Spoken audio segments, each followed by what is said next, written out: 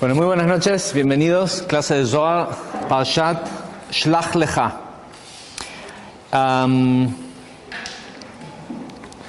Todos los años cuando llegamos hasta para allá, pienso que voy a hablar de alguna otra cosa distinta. Pero es tan relevante a nuestras vidas y a que por lo menos una vez por año nos acordemos de cómo funciona el sistema de la percepción, que siempre terminamos hablando de lo mismo y la verdad es que hay algunos otros temas de qué hablar en esta porción, pero no son tan profundos o tan cercanos a lo que nosotros le hacemos a nuestras propias vidas cuando actuamos como lo que se describe en esta porción. Esta es la famosa porción de la Torá que condenó a todo el pueblo que había salido de la esclavitud de Egipto a que tuvieran que morir en el desierto,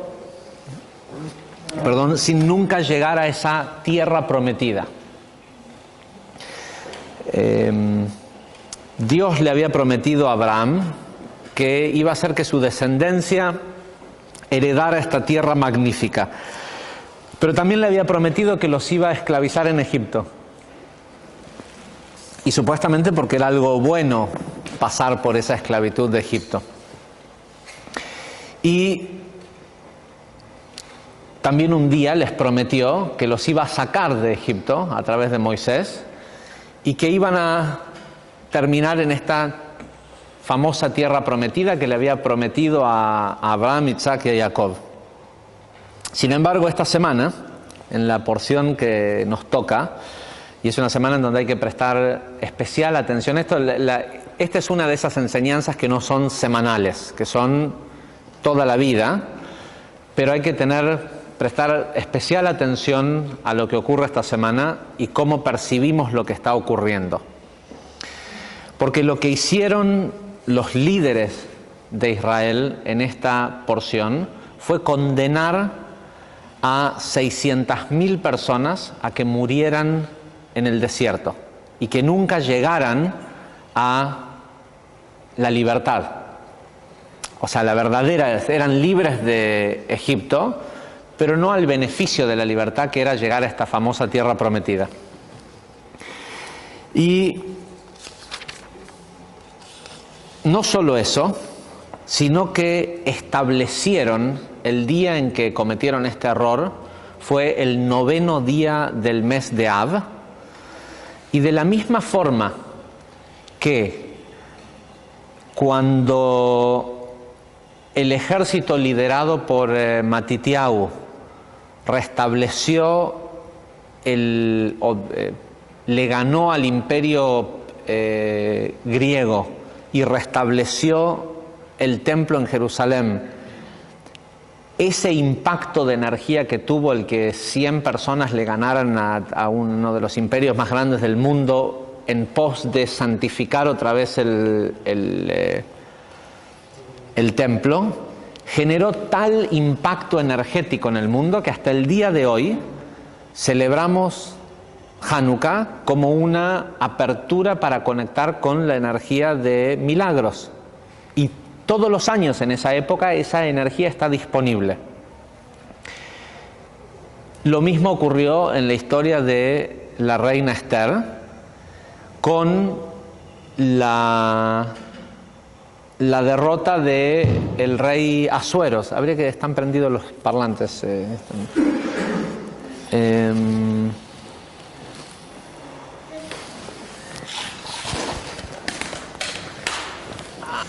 Este es el de allá. Ahí está, listo. Y todos los años festejamos Purim como esta posibilidad de deshacernos de... Uno de estos está apagado,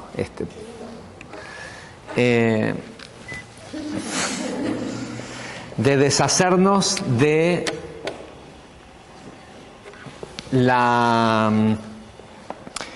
la incertidumbre y todo lo que tenemos que provee Purim. Y fueron cosas que lo creó el hombre, no fueron como la salida de Egipto que un ángel o Dios, fueron hechos que el hombre hizo. Lo que hicieron estos tipos en esta parashá creó el día 9 de Av. ¿Sí? El día en el que hicieron lo que hicieron en esta porción le dio tanta energía al oponente, al Satán o a las fuerzas del egoísmo en el mundo, que se convirtió en el día más oscuro, el día más negativo del año, hasta la llegada de la redención final. Y ejemplos de eso es que en el día 9 de Av fueron destruidos posteriormente a después de lo que ellos hicieron los dos templos. Las dos veces que se destruyó el templo de Jerusalén ocurrió el día 9 de Av. El decreto de la Inquisición fue firmado el día 9 de Av. La resolución final de la SS fue firmada el día 9 de Av.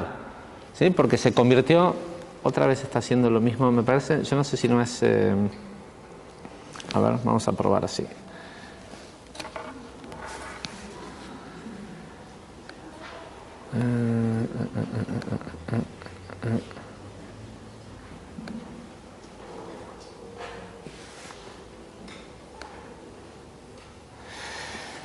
Está funcionando eso, ¿no? Ocurrió también el día 9 de Av, la resolución final. Se convirtió históricamente en un día de destrucción. Y todo fue por culpa de 10 personas. Pero estos 10 tipos no eran cualquiera 10, eran nada más y nada menos que las cabezas del pueblo de Israel. Si prestan atención en la porción de Nassó, cuando hablamos de la cuenta de las tribus, y censa empieza diciendo censa a las cabezas del pueblo de Israel, empezaron por censar a los, y la idea de censar tiene que ver con elevar. Eleva las cabezas de Israel. Las cabezas eran estos 12 príncipes en realidad. La historia nos cuenta lo siguiente. Dice que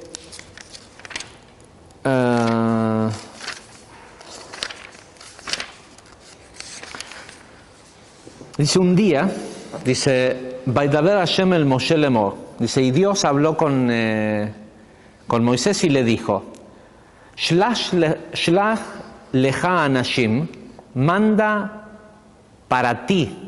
Y manda, shlach no quiere decir solo mandar, quiere decir hacia adelante, ¿sí? Porque en términos militares, era una avanzada. Tenían que ir a conquistar la tierra donde iban a llegar, entonces mandás gente que vaya a ver de qué se trata lo que vas a ir a conquistar. Normalmente en el ejército uno manda a lo más prescindible de tu ejército, ¿sí? Porque si se encuentran con que hay un fuerte y los matan a todos, no vas a mandar a los generales, mandás a los pichis a que vayan y vean de qué se trata. Y lo que le dice Dios a Moisés, le dice, mandá hacia adelante para vos. O sea, ¿qué tiene que ver para Moisés? ¿Sí? Pero dice, shlach lecha, mandá una avanzada para vos. Y le dice, mandá anashim, anashim quiere decir hombres, baituru eta aretz, para que vayan literalmente es la palabra que aparece en la Torá. De acá viene la palabra turismo, a turistear la tierra. ¿Sí? Está conjugado la palabra tur, a ir como turistas a la tierra. Y le dice que mande hombres. Y que vayan, por supuesto, a la tierra de Canaán, ¿sí? A la tierra que van a conquistar. Le dice, porque es la tierra que yo te voy a dar, que le voy a dar a los hijos de Israel.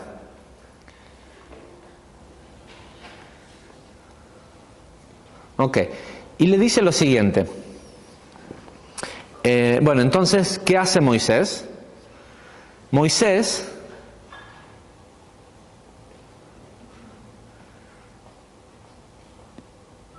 dice, Vaishlach otam, Moshe, Mimitvar Paran, y Moisés tomó en el desierto de Paran, al Pi Hashem, como Dios le dijo, Kulam Anashim, un grupo de hombres, y hasta este momento, si uno lo dejara así, no sabe que son los líderes, son gente común, ¿no? O sea, hombres, para que hagan lo que Dios les dijo.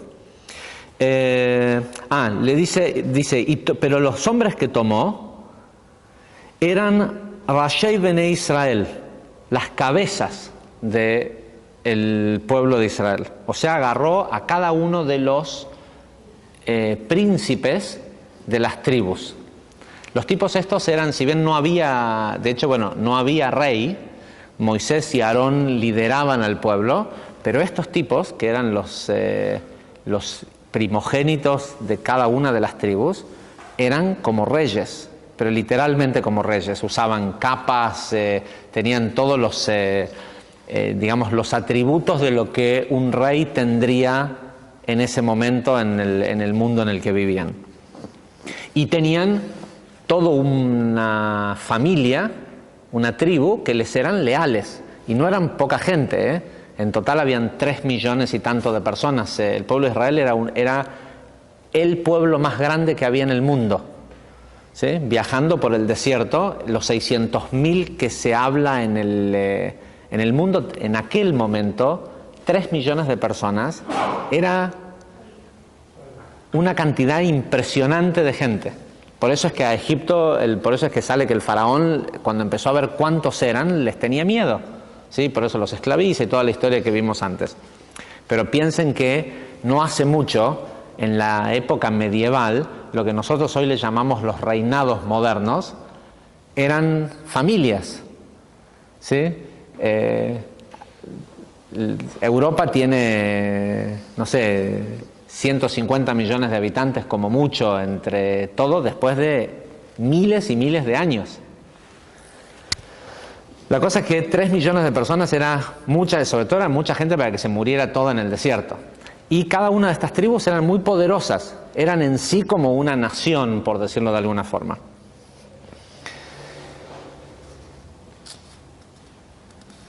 La cosa es que Moisés los convoca, cada uno por tribu, ¿sí? A uno de la tribu de Shimón, a otro de la tribu de Yehudá, de esto, del otro. Junta a todos los líderes, salen todos los nombres de todos ellos, y les dice que los va a mandar a explorar la tierra de Canaán. Pero explorar, otra vez, la palabra que utiliza la Torá es latur et haaretz, a turistear la tierra, o a ir como turistas a la tierra. Y les dice, vayan por el Negev, ¿sí? Por el sur y asciendan hacia la región montañosa y desde ahí observen. ¿Qué es lo que tienen que observar? Y les da una lista de lo que quiere que observen. Y les pregunta, ¿de qué naturaleza es la tierra?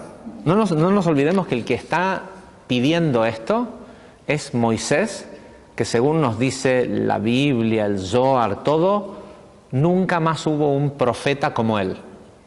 ¿Sí? El tipo la profecía le servía solo para algunas cosas. Y no solo eso, sino que el que lo manda que haga esto es Dios. Dios no sabía cómo era la tierra, cómo era el lugar. Le dice, fíjense cómo es la naturaleza de la tierra. ¿Sí? Si es un lugar que produce frutos, que son buenas tierras, esto, lo otro. Fíjense cómo es el pueblo que habita. ¿Son débiles o fuertes? ¿Son pocos o muchos? ¿Cómo es la tierra? ¿Es buena o mala? ¿Cómo son las ciudades en las que viven? ¿Son ciudades abiertas o fortificadas? Todo lo que le pregunta es en dualidad de comparativa o superlativa de bueno o malo. ¿Cómo es el suelo? ¿Es fértil o estéril? ¿Hay árbol? ¿Sí? Lo único que no les pregunta, no les dice hay muchos árboles o pocos árboles. La única pregunta, digamos, que pudiera ser rara, les dice, ¿hay árbol en la tierra? No le pregunta en plural, no dice hay árboles. ¿Sí? Les dice, ¿hay árbol en la tierra? Y los manda. La historia cuenta que en el camino de ir a ver la tierra, Caleb ben Yefuné se desvió y fue a Hebrón a visitar la tumba de Abraham, Isaac y Jacob, de los patriarcas. Y Yoshua ben Nun fue con Moisés y le dijo, bendecime que pueda ver lo que Dios quiere que vea. ¿Sí? Uno va y pide una bendición, el otro va a visitar a la tumba de estos tzadikim, ¿sí? de los patriarcas. Y resulta que de los 12 que van, 10, excepto Caleb ben Yefuné y Yoshua ben Nun, vuelven y hablan mal de la tierra. ¿En qué sentido? Dicen que llegan, Moisés le dice, ¿y cómo es la tierra? Ah, dice, la tierra que nos quiere regalar Dios es espectacular, es lo mejor que hay en el mundo, pero seguramente nos van a matar a todos cuando lleguemos. ¿Cómo? Le dice. Sí, dice, porque las ciudades son fortificadas y porque las personas que viven ahí son gigantes. Y sí, hablan, a pesar de que dice, y de hecho el Midrash dice que una de las razones por las cuales pensaban que la gente era gigante era por el tamaño de los frutos que crecían en la tierra. Porque dice que le habían traído de prueba a Moisés para que vea cómo era la tierra, un ramo de uvas que ocupaba todo uno de los carruajes que habían llevado. Por eso es que hay una discusión en la halajá, que la halajá, la ley judía, dice de que uno tiene que lavarse las manos, hacer amotzi y decir birkat hamazon cuando come pan, si el pedazo de pan que come es del tamaño de una aceituna o más grande.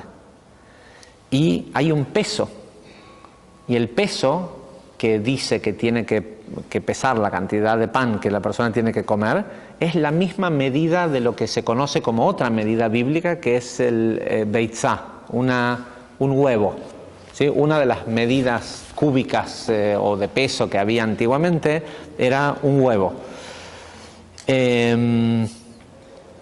Y la pregunta es, entonces, ¿es una aceituna o es un huevo? Y lo que explica el Midrash es que es lo mismo, que en la época de cuando la tierra de Israel tenía bendición, las aceitunas que salían en las plantas eran del tamaño de un huevo. La cosa es que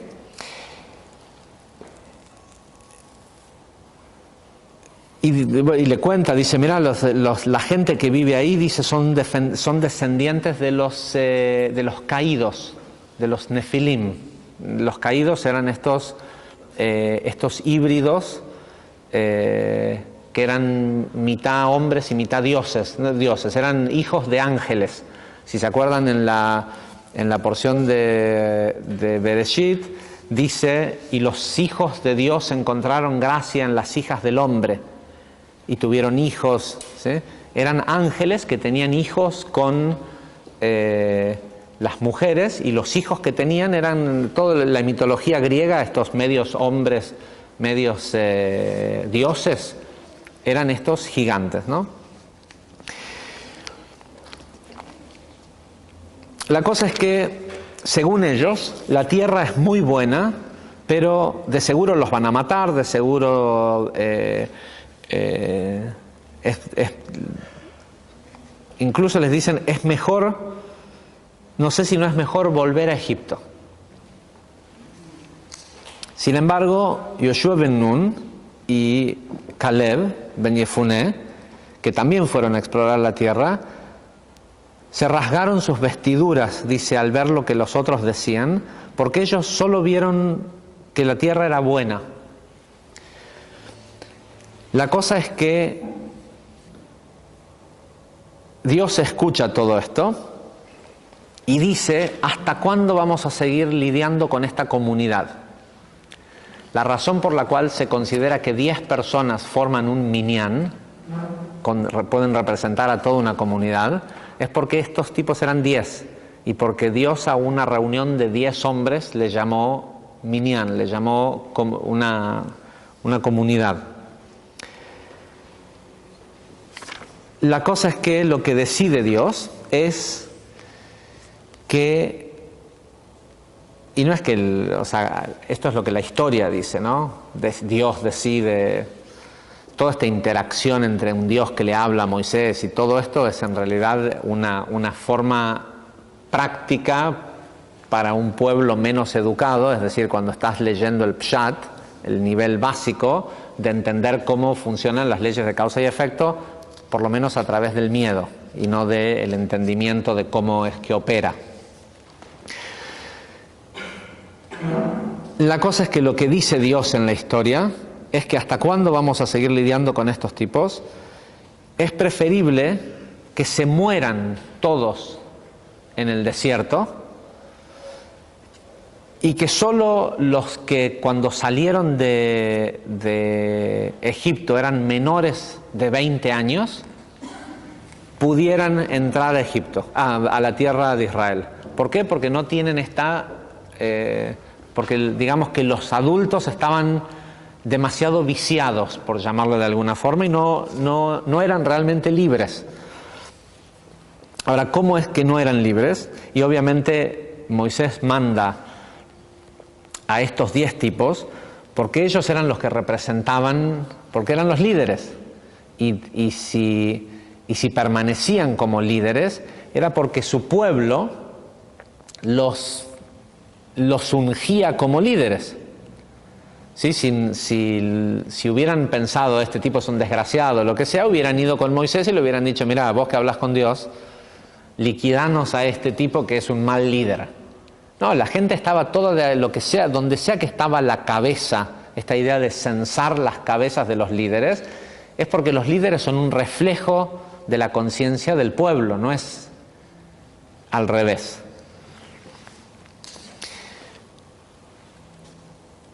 Y Moisés les avisa que Dios se enojó y que va a hacer que por este informe negativo que dieran, las personas mayores de 20 años van a morir en el desierto y no van a entrar a Israel hasta que todos se terminen de morir. Encima les habían dado un mandamiento que decía no matarás. ¿Sí? Ni siquiera los podían matar a todos rápido para tratar de... Por ahí los jóvenes se podían organizar y matar a los viejos para poder entrar rápido a... ¿Sí? Pero ni siquiera eso podían hacer. La cosa es que estos líderes decidieron subir a la montaña a llorarle a Dios para que los perdone. Y Dios les dijo... No solo no van a entrar, no los voy a perdonar, sino que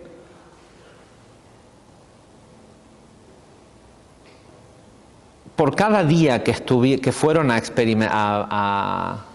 ver la tierra, van a estar un año en el desierto.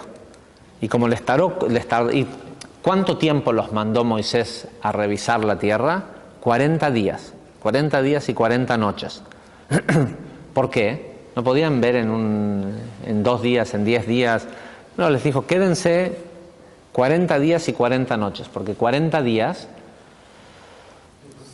de entrada son 40 oportunidades de cambiar de opinión y de hacer lo correcto, pero además de eso, son los 4 mundos con sus 10 sefirot internas, ¿sí? Atzilut, Briah, Yetzirah y Asiá. Y sabemos que ningún decreto, ninguna cosa que sube puede bajar en menos de 40 días, porque hay un sistema de protección de cómo se precipita la energía de arriba hacia abajo, para que no ocurra todo de golpe. Con lo cual siempre todo es anunciado, por decirlo de alguna forma, ¿sí? Todas las muertes son anunciadas, todas las catástrofes, todo lo bueno que pasa en el mundo, todo es anunciado, es decir, todo se sabe 40 días antes, por lo menos, de que está por ocurrir. Por eso el Zohar también dice que cuando una persona está por morirse, 40 días antes no ve la sombra dentro de su sombra, ¿sí? La sombra del alma en la sombra que da en la pared.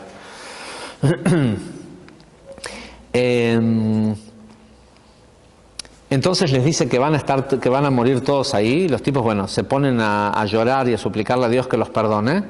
Y Dios les dice encima, les dice, los únicos que sí van a entrar van a ser Caleb ben Yefuné y Yoshua ben Nun, ¿sí? Esos de todos los mayores de edad, los únicos 2 que van a entrar son ellos. Dice, todos los demás se van a morir, y porque ustedes eligieron venir a llorar esta noche, de 9 de Av, van a llorar el resto de sus vidas en este mismo día. ¿Sí? Era no solo para ellos, sino para su descendencia, ¿no? Para todo el pueblo.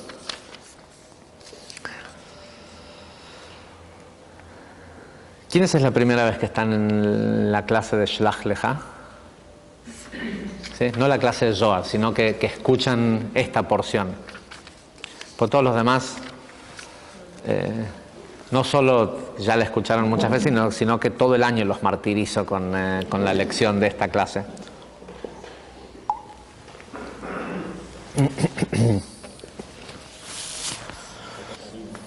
¿Cómo?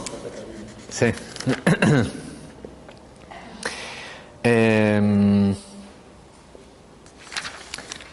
La clave está en las preguntas, pero no es solo la clave, también está la respuesta. Y hay una respuesta a algo que nosotros hacemos constantemente. Porque si bien Moisés sabía cómo era la tierra, y ni hablar que Dios también sabía cómo era la tierra, lo que no sabían era en dónde estaba la conciencia de la gente. Porque uno no puede saber qué es lo que el otro piensa. Ahora, la razón por la cual trajeron un reporte negativo es porque dice que se juntaron 10 de ellos y conspiraron en contra de la tierra. ¿Qué quiere decir conspiraron? Se dieron cuenta, lo explica el Zohar, el Midrash, el Talmud, todos los comentarios, Rashi, nadie tiene una segunda opinión acerca del por qué lo hicieron. Primero que nada, estos 10 tipos eran la reencarnación de los 10 hermanos de Yosef. De hecho, Caleb era hijo de una tribu que era de uno de los hijos de Yosef. Y Yoshua ben Nun era de una tribu que quedó, digamos, destituida por no formar parte de... ¿sí? Todos los otros 10 eran las reencarnaciones de los hermanos de Yosef, a quien cuando se presentaron, cuando tuvieron el problema con Yosef por la copa de plata que decían que Yosef les metió para meterlos presos, Yosef les dijo, ustedes son espías, porque Yosef ya podía ver lo que estos tipos iban a hacer y estaba tratando de ver si podía rectificar. Por otro lado, sabemos que Yosef también tenía parte de responsabilidad en lo que los hermanos hacían o lo que iban a hacer eventualmente. porque Yosef, como representaba a la Sefirá de Yesod, y Yesod es donde se manifiesta todos los atributos anteriores, todo antes de que pase a convertirse en realidad física, pasa por Yesod. Lo que los hermanos iban a hacer también se podía prevenir de no haber sido por la situación que Yosef tuvo con la esposa de Potifar, ¿sí? Porque en realidad el Zohar nos cuenta, y eventualmente cuando matan a Rabbi Akiva y a los otros, a los 10 mártires en la destrucción del segundo templo, que el regente romano los manda a llamar y les pide cuentas de quién pagó por haber vendido a Yosef. Los llama y les dice: estuve leyendo el libro que ustedes le llaman la Biblia, y ahí dice, hay una ley que dice que cuando una persona vende a su hermano en esclavitud, la pena es la muerte. Dice: ¿quién pagó quiénes, ya que fueron los líderes de las tribus los que vendieron a Yosef como esclavo? ¿Cuáles son los líderes que pagaron con su muerte el haber vendido a Yosef como esclavo? Entonces Rabbi Akiva le dice: nadie, porque Yosef los perdonó. Y el tipo le dice: ¿pero quién es Yosef para perdonar? Son leyes de causa y efecto, alguien tiene que pagar por eso. Y entonces Rabbi Akiva le dijo: ¿y usted quién piensa que tendría que pagar? Y él le dijo: los líderes actuales.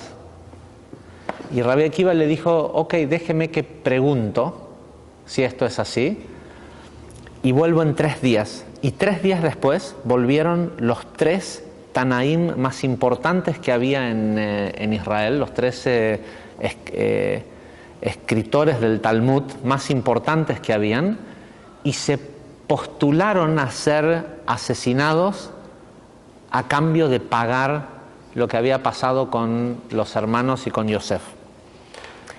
Porque, ¿qué quiere decir? Voy y pregunto.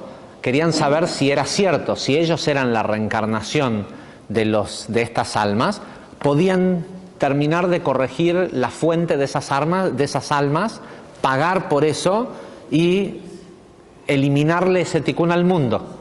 ¿Sí? Por eso son llamados los 10 mártires.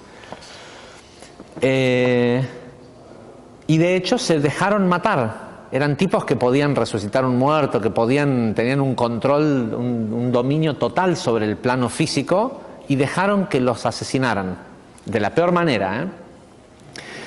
Y Rabbi Shimon Bar Yochai escribe después en el Zohar que la razón por la cual ellos tuvieron que morir, estos 10 tipos tuvieron que morir, es porque el perdón que les había dado Yosef no era lo suficientemente efectivo, porque dice de que Yosef había penetrado a la esposa de Potifara. No es que se resistió, lo que hizo fue cortar el coito y decirle no puedo, porque sabía de que si había la unión entre su semen y la matriz de la esposa de Potifara, quedaba consumado el cortocircuito, la prohibición, y había una transferencia de energía. Pero dice que cuando se retiró cayeron 10 gotas de semen, y por cada una de esas 10 gotas de semen de un tipo que tenía una vasija gigantesca, Yosef era el equivalente era la sefirá del sustento de todo el mundo, el proveedor de todo el mundo, era una vasija gigantesca. 10 gotas de semen de Yosef parece que eran sumamente valiosas, y por esas 10 gotas estos 10 tipos tuvieron que morir. Pero Yosef sabía todo esto.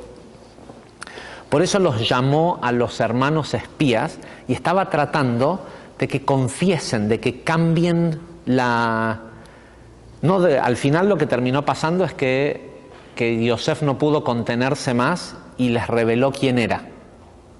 ¿Sí? Con lo cual tampoco les dio la posibilidad de que hicieran un verdadero arrepentimiento. El único que se arrepintió verdaderamente fue Yehudá. ¿Sí? Fue el segundo hijo más grande, que de hecho fue, por eso es que eventualmente es la tribu que sobrevivió la destrucción de los templos.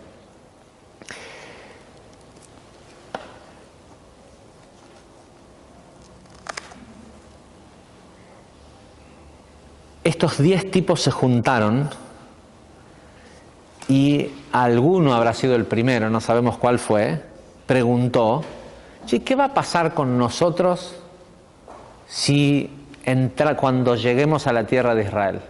Y alguien dijo: lo que pasa en todo país, una vez que tenés un país tampoco eran tontos, aparte de que no eran tontos, tenían un cierto nivel de profecía también, eran los primogénitos de los hijos de Jacob.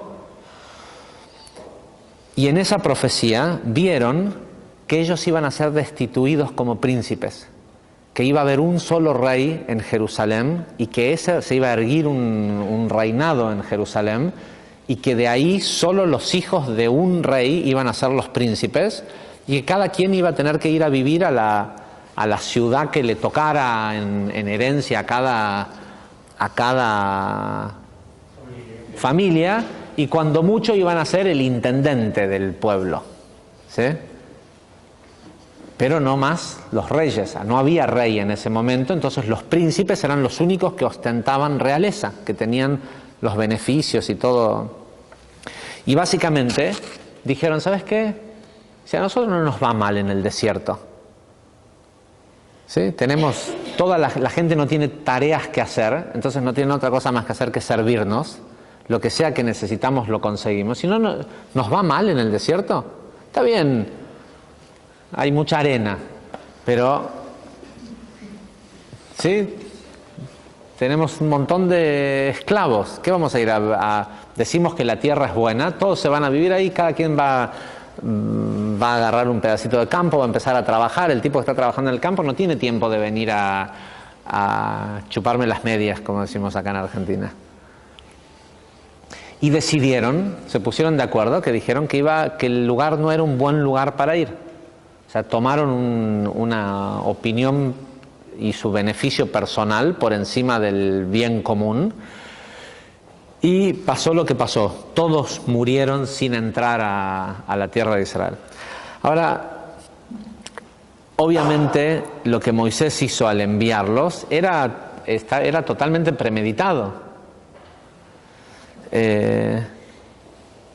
Y lo que tenían y lo que los hubiera salvado, de hecho Caleb ben Yefuné y Yoshua ben Nun se dieron cuenta enseguida de que no era un tema, o sea, si vos estás ensimismado en tu puesto de príncipe, decís: obvio que Moisés me necesita a mí que vaya a evaluar. ¿Quién va a evaluar qué es bueno y qué es malo?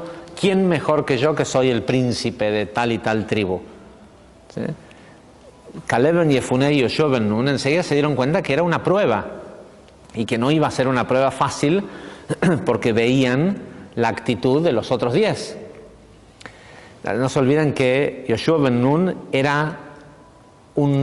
tenía la misma categoría de príncipe, y a lo que se dedicaba a hacer todo el día era acomodar el lugar en donde trabajaba Moisés. Moisés se juntaba todos los días con los 70 ancianos, y Yoshua ben Nun barría antes y después de que ellos venían, les traía de comer, de tomar, de todo, los atendía, ¿sí? Pero era príncipe, tenía linaje y tenía título de príncipe, pero él decía: si está Moisés acá, que me voy a poner una corona y todo esto, cuando hay un tipo que es un profeta del carajo, yo me voy a hacer el importante. Entonces barría. Literalmente dice el Zohar que lo que más hacía era barrer. Sí. Sí, barrer el desierto no es fácil, La cosa es que, como también se dieron cuenta que había solo 2 posibilidades de salir bien parado. Una era conectar con Uno lo que hizo fue, en realidad, hay una explicación que es muy extensa, que el año pasado, que teníamos más tiempo, que fue una clase casi de 2 horas, la leímos con un mayor grado de detalle. El Ari explica cómo está escrito el texto.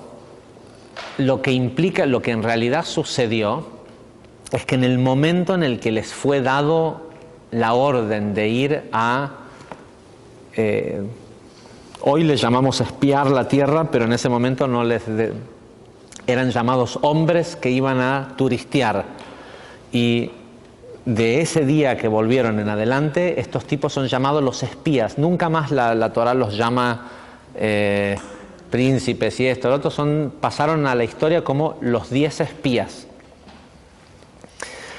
Y lo que cuenta el Ari es que lo que ocurrió es que los 10 hermanos de Yosef encarnaron en forma de un ibur para estar presente en esa situación y solucionar el tema de lo que había visto Yosef, de que los había llamado espías. Y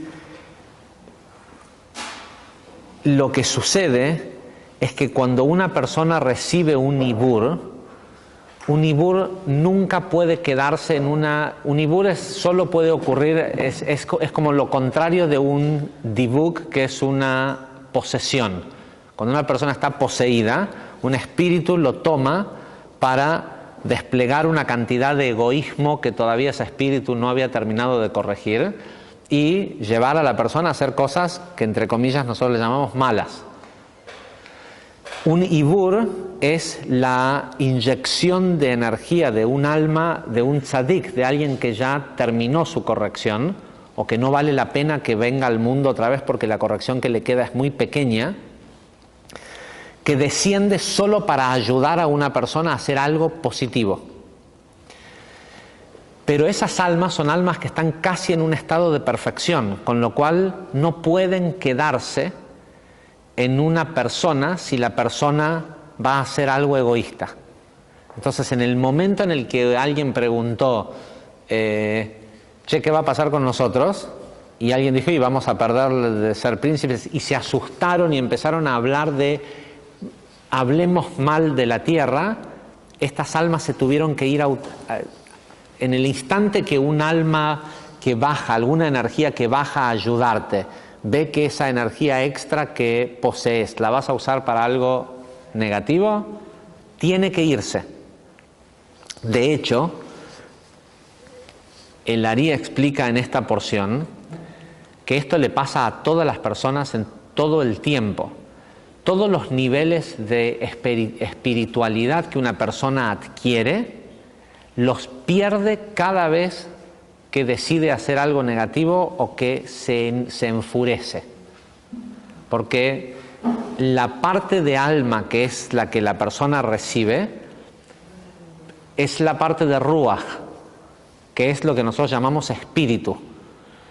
El espíritu no puede permanecer en un cuerpo que está por hacer algo animal, porque es de un nivel inferior. Si se acuerdan en el curso 2, cuando explicamos los niveles de alma y a los mundos que corresponden y demás, explicamos que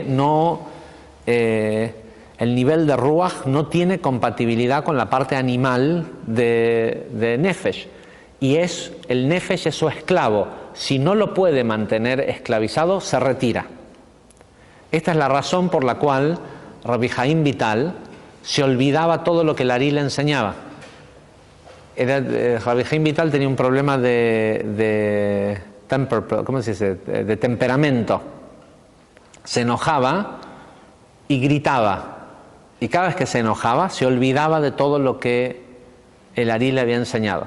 Hasta que el Ari lo llevó a hacer mikve en un lugar en el mar de Galilea y le dijo que meditara una cierta meditación para deshacerse del enojo. Una vez que dejó de enojarse, empezó a recordar lo que le enseñaban.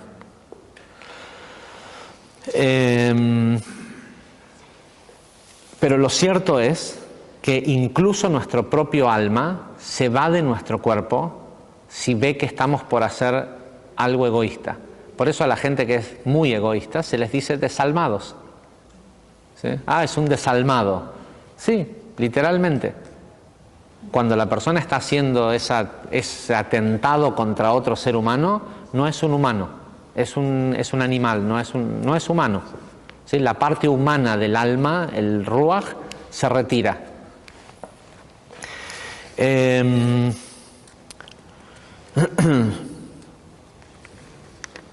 Entonces, 2 o 3 cosas tenemos que terminar en los próximos 15 minutos, 20 a más tardar, porque si no hay gente que no va a poder tomar transporte público. Entonces, 2 o 3 temas importantes. El primer antídoto contra perder lo que hemos adquirido, y el más importante de todos, es ver la vida como turistas. ¿Sí? Los turistas siempre piensan que el lugar que fueron a visitar es lindo y se irían a vivir ahí. Me decís, pero ¿cómo te irías a vivir a la India si la mitad de la gente se está muriendo de ay no, pero hay una energía y hay un esto y hay... ¿sí? Hasta las vacas sagradas se mueren de hambre. ¿Sí? Comen basura y todo, y sin embargo la gente que va dice ay, ¿cómo iría y cómo volvería? ¿Por qué? Porque lo ven con ojos de turista. ¿Por qué ven con ojos de turista? Porque saben que se pueden ir. ¿Sí? Cuando estás atrapado en un lugar, ¿sí? Empezás a ver con ojo crítico, con ojo de espía. ¿Qué busca un espía? Cuando mandás a alguien a espiar a alguien, le decís, vení, te voy a pagar para que espíes a tal persona, quiero que me traigas una lista de todo lo bueno que hace. ¿Sí? Nadie manda a espiar a alguien para saber las cosas buenas que hace. Todo el concepto en sí del espía es andar a averiguar qué hace mal. ¿Sí? Y hay mucha gente que vive la vida entera mirando como espías, viendo todo lo que los demás hacen mal.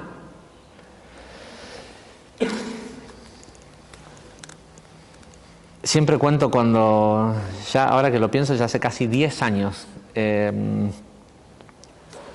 estoy un día en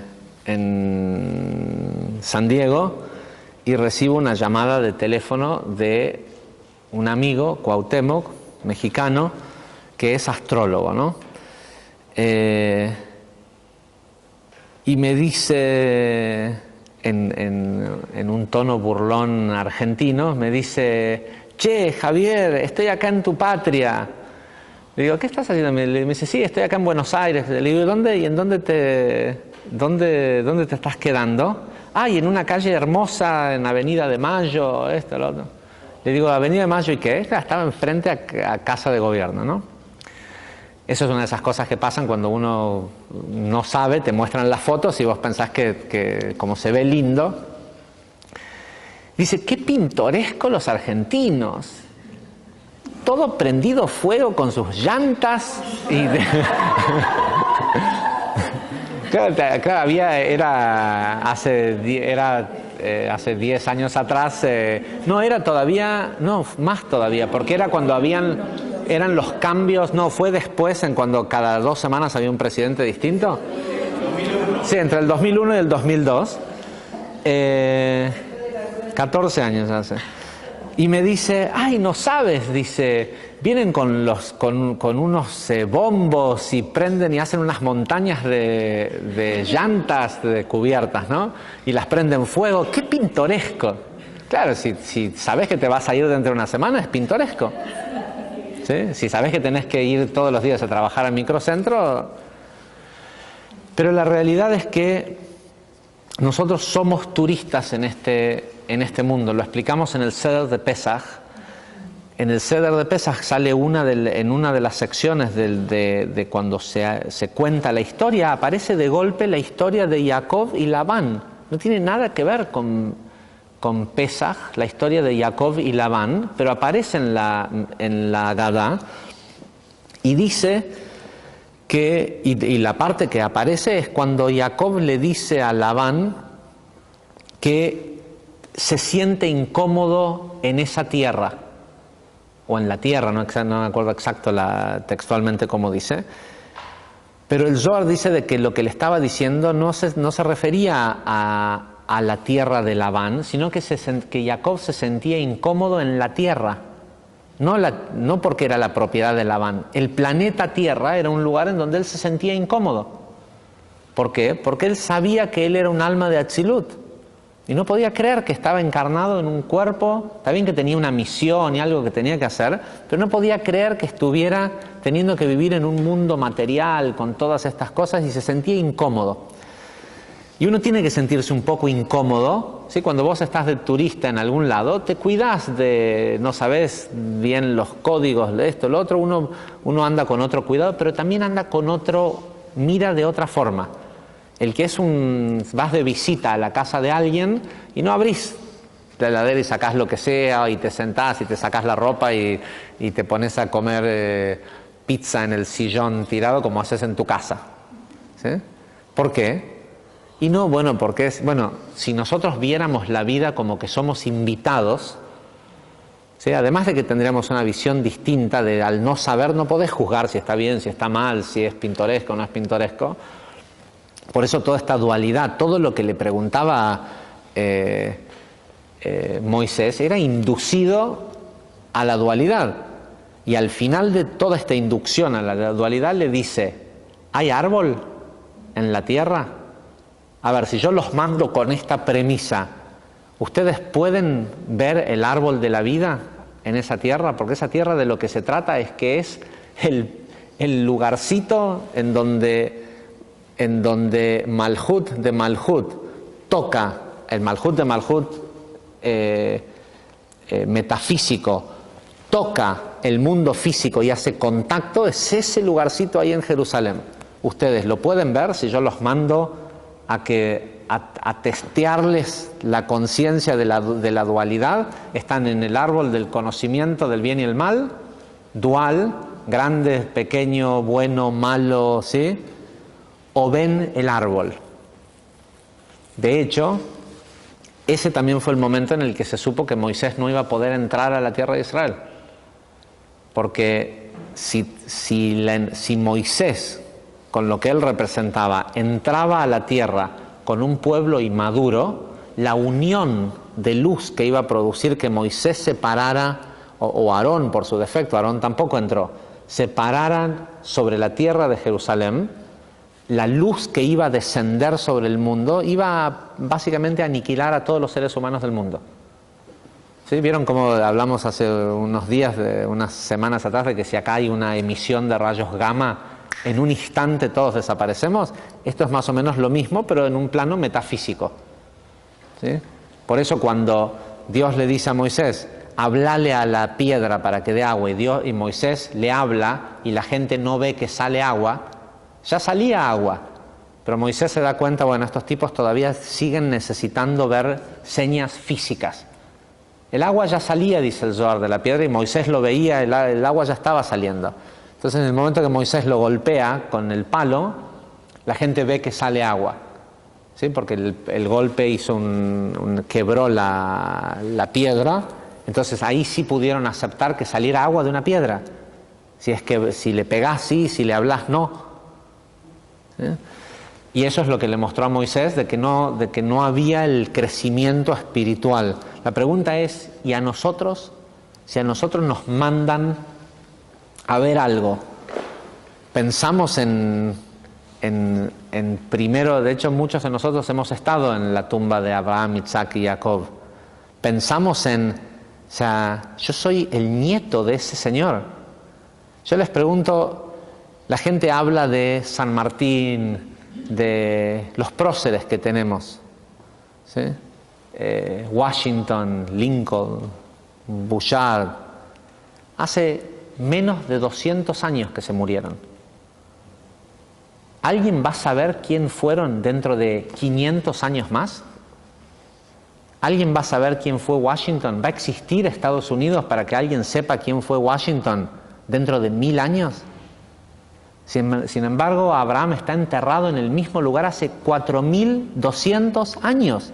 ¿Quién más ¿Quién más, aparte de Abraham, Isaac y Jacob y sus esposas, Sara, Rivka y Lea y Rachel, están enterrados en un lugar hace 4000 años y la gente todavía sabe quiénes son y los va a visitar? ¿Y quién más? ¿Qué otra tumba en el mundo? ¿Qué otros seres humanos que hayan vivido en este mundo lograron tal impacto en el mundo para que 4200 años después sigan siendo estos personajes? Bueno, esos tipos son tus abuelos. Entonces, cuando vas a decidir algo y empezás a pensar egoístamente, bueno, ¿me conviene, no me conviene? ¿Cómo te conviene, no te conviene? Vos sos un líder para el resto, para un montón de otra gente. Sos el nieto de Abraham. Abraham se fijaba si le convenía discutirle a Dios de que no destruyera a Sodoma y Gomorra. Y eran toda mala gente. La Biblia dice que eran mala gente. Y Abraham le discutía, pero se me complica el trabajo de decir que vos sos un Dios bueno si vas y matás a todo un pueblo. O sea, jugarse de esa forma por gente que nosotros diríamos, que se mueran todos, que se mueran todos. Es más, no esperamos que se mueran solos. La gente dice, estos habría que matarlos a todos juntos. ¿Sí? Pero vos sos un nieto de Abraham, no podés decir eso. No podés ver que ese nivel de mal en el mundo porque no venís de otra familia, venís de esa familia. Y para eso hay que ser siempre un turista. Por eso Jacob decía, o sea, yo en este mundo me siento incómodo. Nunca se relajó Jacob en este mundo. Sabía que él tenía que ser un líder hasta el último instante de su vida. ¿Qué hora es? Okay.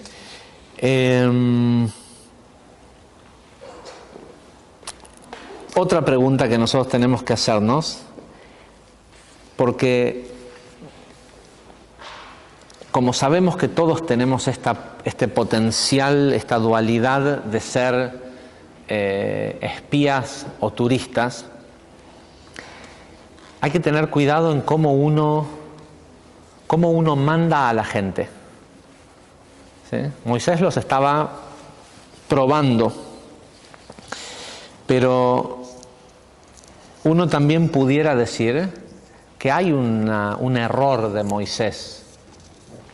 A él le pasó que Dios le dijo, probalos. Estaba un poco más resguardado. De última podía decir, a mí Dios me dijo que los mande y que el que quería ver qué pensaban de la tierra era Dios, no Moisés. ¿Sí?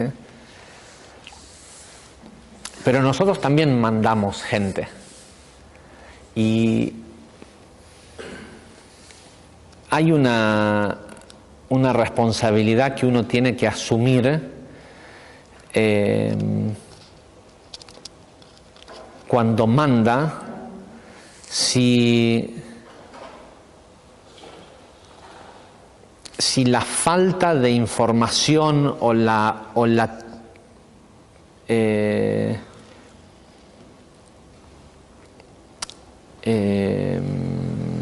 ¿cuál es la palabra? La tendiosidad, tendencia de...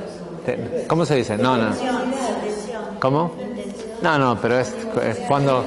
Sí, es como si cuando uno está mandando a alguien y está siendo tendencioso en lo que le dice que haga, si lo está haciendo realmente para darle una oportunidad de que la persona se pruebe a sí mismo, o si lo está jodiendo, o si te molesta tener que dar más instrucción de la que ya diste, y decís, bueno, veamos a ver cómo le sale. ¿Sí? Porque lo estás poniendo a esa persona a la que mandás a que probablemente falle. Al final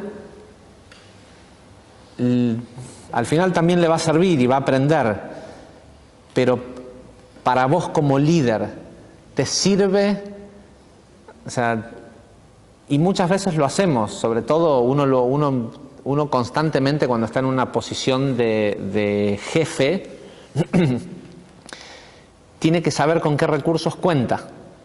Y uno sabe con qué recursos cuenta cuando la persona se las tiene que arreglar sola, no cuando le diste todo armado. Pero es la diferencia entre el esperar que falle o el deseo por tu bien. Lo que querés es que le salga bien, porque quiere decir de que que podés contar con ese recurso. Pero no siempre es así. Algunas veces es tendencioso para que falle y otra vez es simple descuido, ¿sí? En donde uno deja que el otro haga y a ver cómo sale. No importa después cómo sale, porque como sale se acomoda solo y es una prueba para la persona de todas formas, pero hay que tener cuidado cuando uno expone a alguien a que ejecute sin las herramientas necesarias, si no es porque uno realmente lo está haciendo para darle una oportunidad a la persona que se pruebe. La persona no tiene por qué saber que uno lo está haciendo con esa intención, pero el universo sí sabe si uno lo está haciendo con esa intención o no. Y así todo, no somos Moisés, como para estar 100% seguros que por mandarlo al frente de batalla sin armas es realmente lo más altruista para hacer.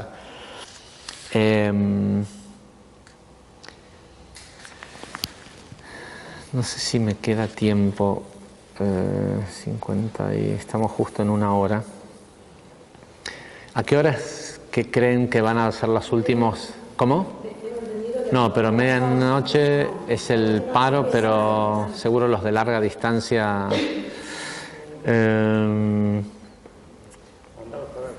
¿Cómo? Sí. No, lo que estoy pensando es que si alguien necesita irse, pueden irse y pueden ver el resto. Igual son...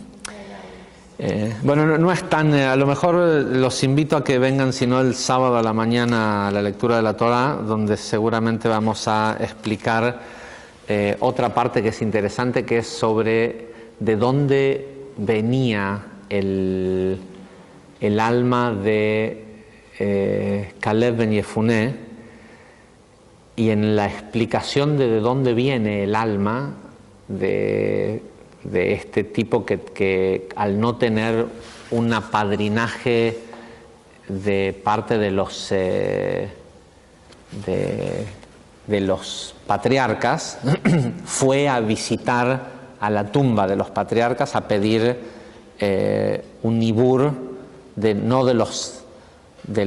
porque lo que hizo este tipo fue vivísimo. En lugar de, dijo, bueno, a todos estos, porque lo podían ver, eran gente de un nivel espiritual muy alto, todos estos están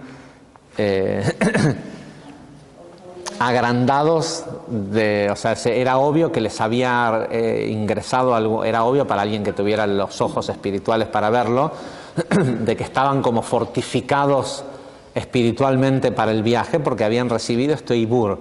Él lo que fue a hacer es que sabía que los iburim que habían recibido eran de los hijos de Jacob, entonces él sabía que estaban disponibles los patriarcas, y fue a hacer una cosa que nosotros lo explicamos en la clase 4 del curso inicial, que es ir a pedir prestado a un padre.